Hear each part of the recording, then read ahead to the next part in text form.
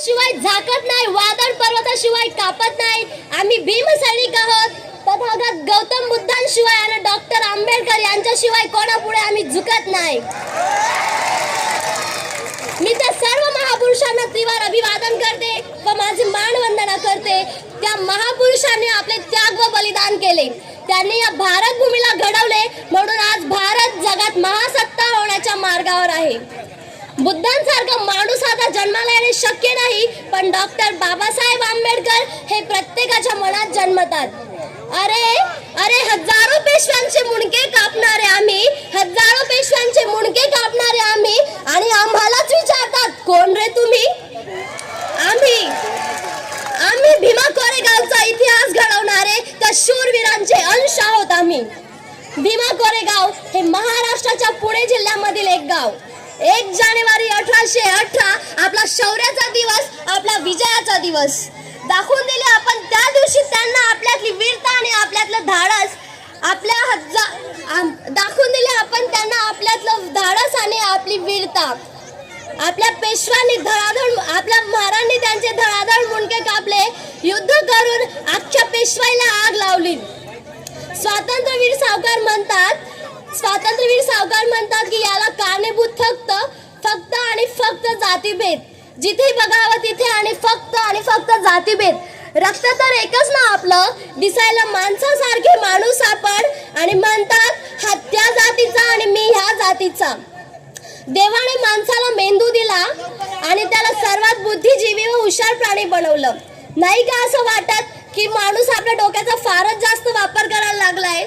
देवाकडे जातो आणि म्हणतो तुला 11 रुपयाचा प्रसाद चढवीन, त्याला पडू दे आणि मला जिंकू दे, जिंकल्यावर तुला सोन्याची टोपी चढवीन. कोणीही करणार नाही अशी क्रांती करून दाखवली, जातीयवादाला देऊन टक्कर 14 रोंजड भरून दाखवली.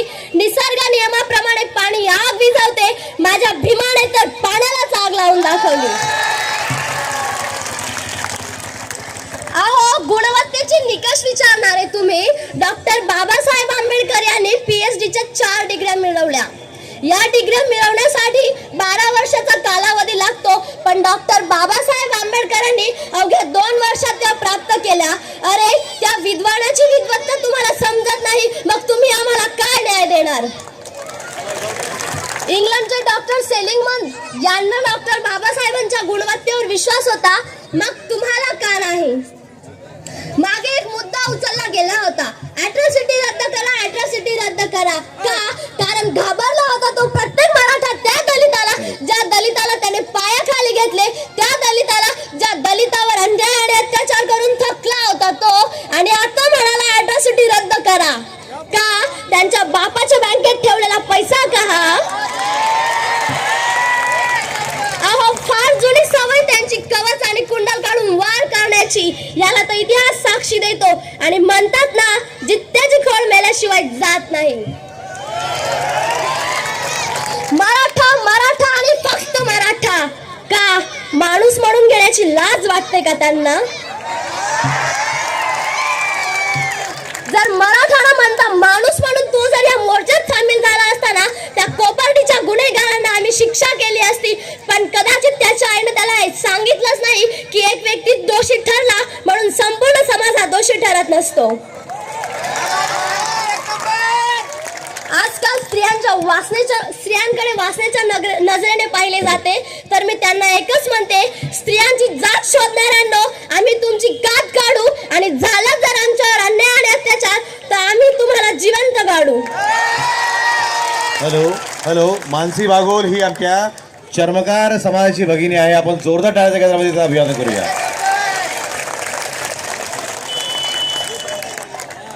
जिसकी सोच में खुददारी की महक है,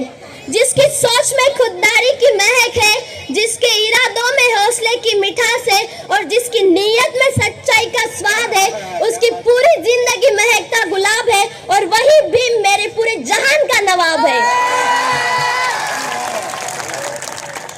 मी या आपल्या देशातील मनुवाद्यांना सांगू इच्छिते की आम्हाला देशद्रोही ठरवणाऱ्यांना लक्षात घ्या. तुम्ही आम्हाला हातात शस्त्र उचलूच दिले नाही. जर तुम्ही आम्हाला हातात शस्त्र घेण्यापासून रोखले नसते तर हा भारत देश गुलाम झालाच नसता. स्वराज्य हे शिवरायांचं स्वप्न होतं आणि माणसाला माणूस पण हे आपल्या भीमाचं. आपल्याला हे दोघं साकार करायचे आहेत. आपल्याला स्वराज्यही हवं आहे आणि माणूस पण देखील. काश्मीर ते कन्याकुमारी पर्यंत आपल्याला आपली सत्ता गाजवायची आहे. पण माफ करा मित्रांनो, जर आपण दारूच्या बाटली दुगून तिथे संपणार आहोत ना तर हे कधीच शक्य होणार नाही. बांधून घ्या तुमच्या मनाशी गाठ. आले ना जरी असे 1760 तरी लावून देऊ एकेकाची वाट. जा आणि जा सांगा त्यांना की आम्ही भीमाची पोरं आहे, आमचा नादच करायचा नाही. कहा है किसी ने कि सरफरोशी की तमन्ना अब हमारे दिल में है. सरफरोशी की तमन्ना अब हमारे दिल में है. देखना है जोर कितना बाजुए कातिल में है. जहाँ जाओगे हमें पाओगे, जहाँ जाओगे हमें पाओगे, क्योंकि भीम हर एक के दिल में है. तुम्ही माझं बोलणं खूप शांत चित्ताने ऐकून घेतलं त्याबद्दल मी तुमची आभारी आहे. आता आभाळ फाटेल आणि विजांचा कडकडाट अशा जोरदार आवाजात बोला, डॉक्टर बाबासाहेब आंबेडकरांचा, डॉक्टर बाबासाहेब आंबेडकरांचा. जय भीम, जय बौद्ध.